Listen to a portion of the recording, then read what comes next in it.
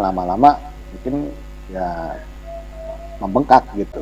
Ya, itu segera aja.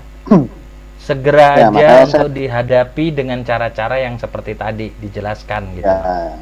Nah, itu makanya saya Biar coba cepat konsultasi dengan Pak Ari nih, karena kan memang pada saat itu dia, kalau boleh sedikit cerita sih, awalnya dari pihak pengembang, beralihnya dari pihak pengembang ke paguyuban memang ada sedikit apa namanya ya sedikit masalah lah mereka itu. Oke. Dari mulai pihak keamanannya dan kebersihannya gitu, dan pro kontra lah artinya. Nah, setelah Ya, beralih ke betul.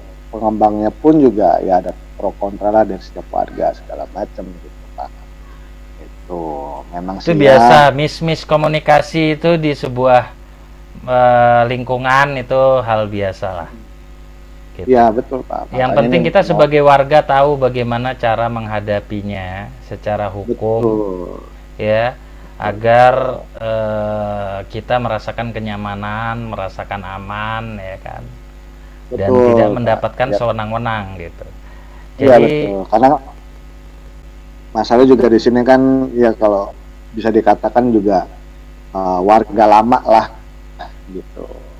Warga lama, jadi ya kita juga mungkin kan ya enak juga gitu kan. Ini ya sudahlah, karena saya posisinya juga baru masuk di sini dan posisi juga sebagai kepala rumah tangga kan, akhirnya mau nggak mau juga harus saya selesaikan. Cuman kan ini gimana sih nih kira-kira apa namanya, mungkin bisa dikatakan secara hukumnya seperti apa sih supaya saya tahu nih, dan akhirnya ketemu sama Pak Ari. Maka saya coba konsultasi Pak gitu. Ya, artinya dari diskusi kita udah cukup jelas ya Naya. Alhamdulillah. Ini dasar hukumnya jelas. Ini cara menghadapinya, ini cara langkahnya adalah ini gitu. Betul. Jadi kesimpulannya adalah ya, IPL itu bukan sebuah produk hukum ya, dimana ada sanksi yang tertera sebagaimana undang-undang ya. Kecuali ya ada putusan pengadilan, karena ini hubungan perdata biasa ya. Jadi harus melalui gugatan, ada putusan pengadilan, baru ada sanksi. Nah, sepanjang itu tidak ada, kita yang menunggak itu harus punya itikat baik gitu. Di luar problem-problem tersendiri, misalkan komunikasi kita enak atau nggak enak, hubungan kita dengan pengelolanya enak atau nggak enak, itu dipisahkan di luar itu. Yang penting secara hukum yang sudah kita tempuh itu langkah-langkahnya udah tepat dan menunjukkan itikat baik. Jadi kalau dalam hukum itu yang dilihat adalah itikat baiknya dulu.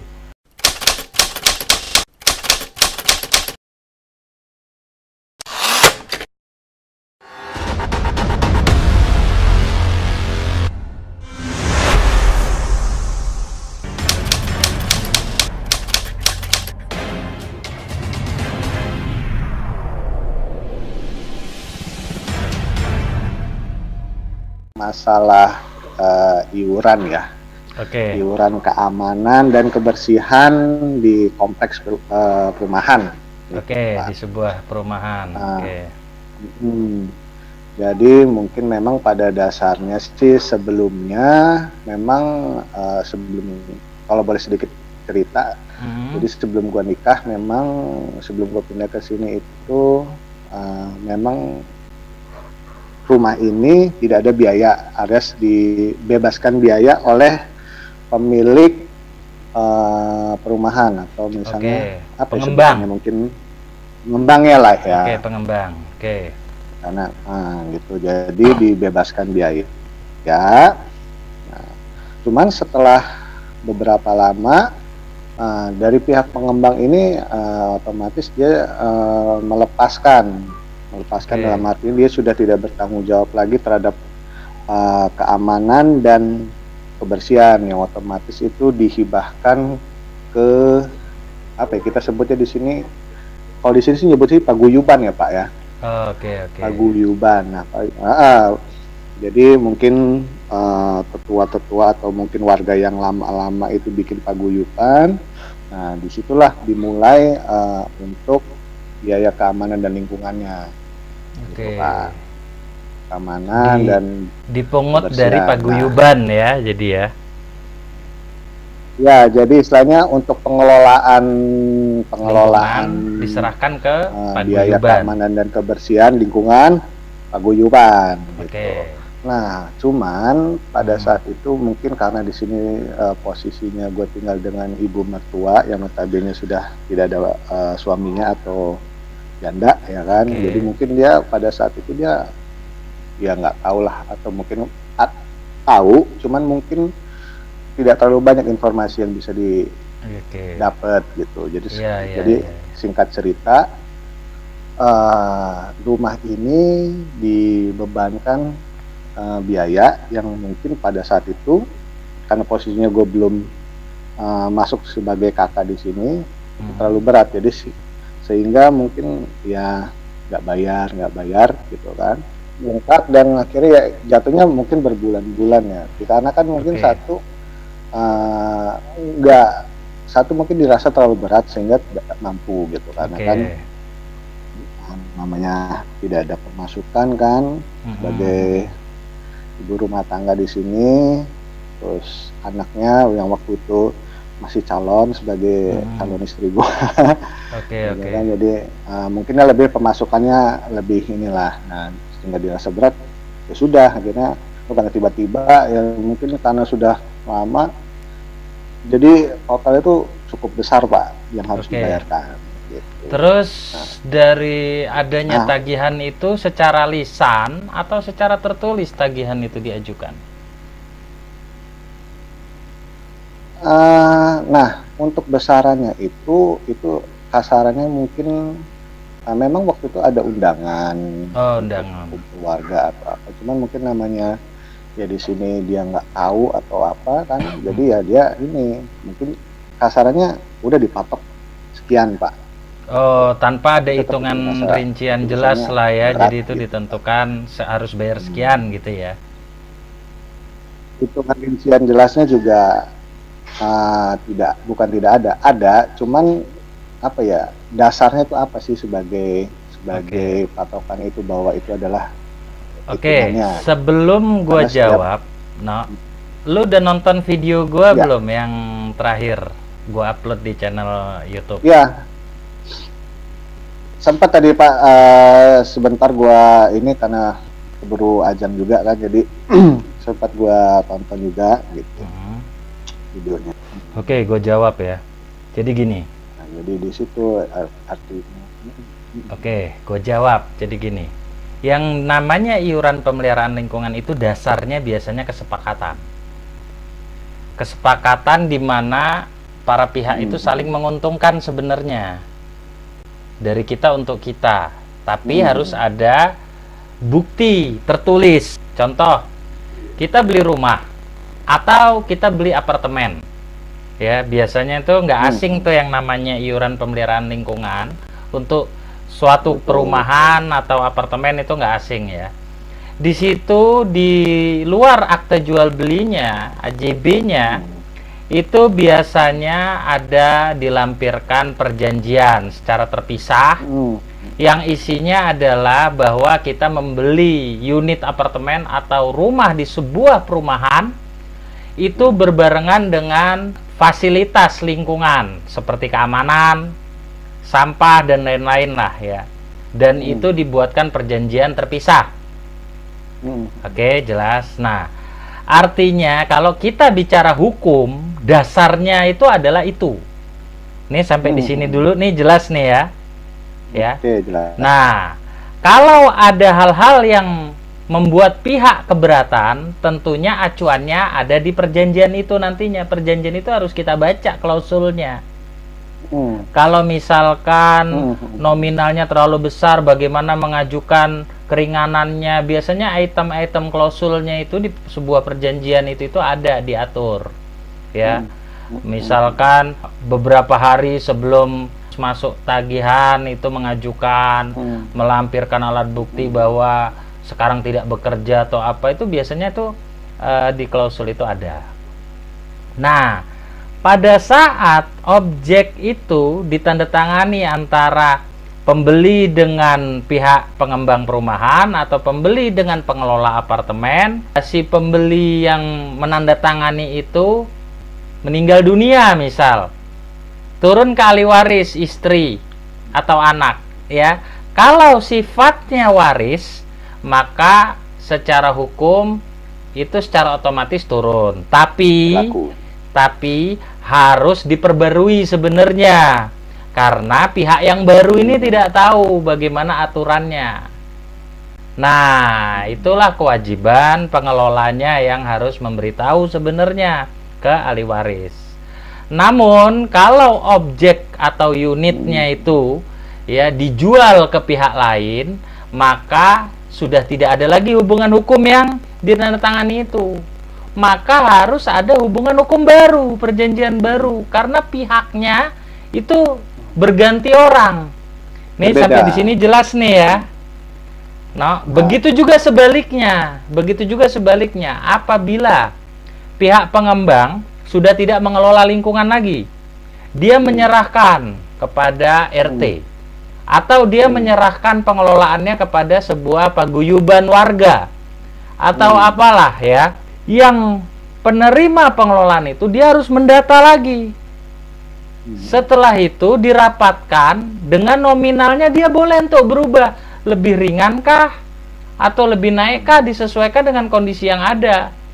Tenaga security itu berapa sebulan, sampah dari blok A ke blok B ke blok C kalau diambil seminggu berapa kali, biayanya berapa di total. Ya, yang namanya RT atau pengelolaan seperti paguyuban atau apapun sifatnya pelayan ke masyarakat dan dilarang mempersulit ya, atau dilarang menyengsarakan masyarakat. Ini sampai di sini jelas ya.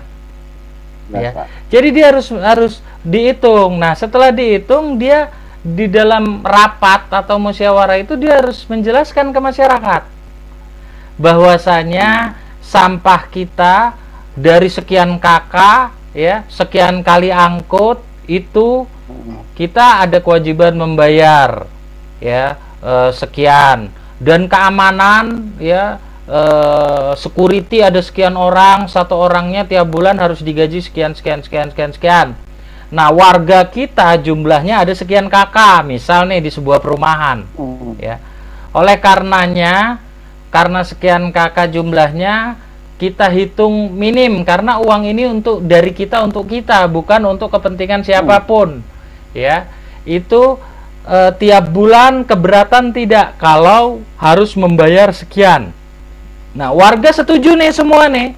Misal nih, setelah warga setuju, itu harus dibuatkan berita acara rapat dan berita acara hasil rapat yang ditandatangani seluruh yang hadir. Ini bicara hukum nih kita. Di sini. Setelah ditandatangani, itu bisa menjadi dasar si pengelola lingkungan ini untuk menagih iuran pemeliharaan lingkungan.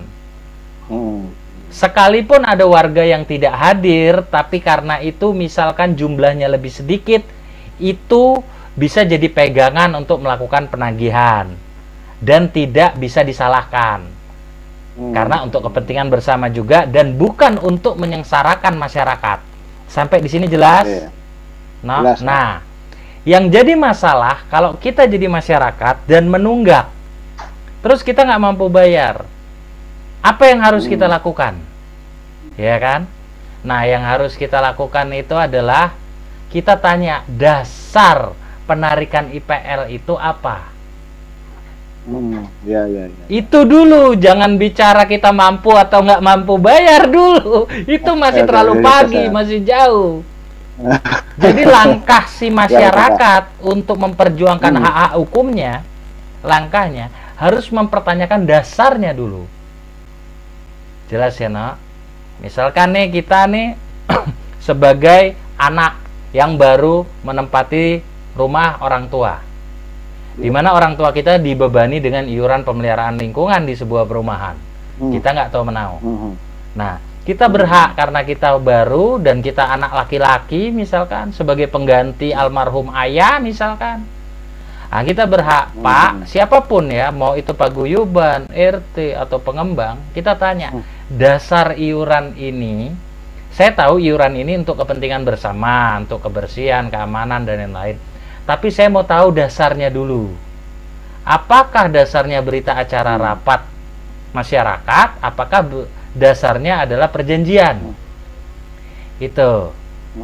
Nah, setelah itu saya boleh minta fotokopinya untuk saya pelajari. Nah, satu langkahnya itu dulu. Begitu boleh udah kita bawa, ya.